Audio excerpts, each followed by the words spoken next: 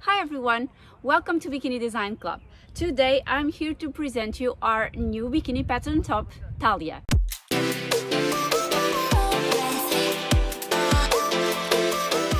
This is the Talia one shoulder sleeve bikini top, and it's a very simple pattern. I'm matching it today with my Tom swimsuit, but I'm gonna put this down so you can see the top perfectly. This is perfect to combine to any of your favorite tops. It's asymmetric, as you can see. I have made a small detail on the sleeve here, which I'm going to show you in detail filming so you can see what I've done here.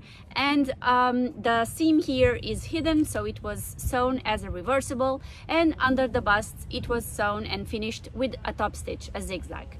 It's very simple. Again, it has a side that it's very comfortable. You can even include boning on the side seam, so it's even more comfortable.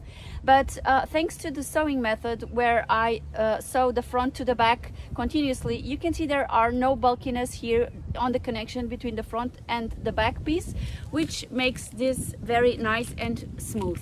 I hope you like it, and don't forget, if you have any questions, let me know. Bye girls!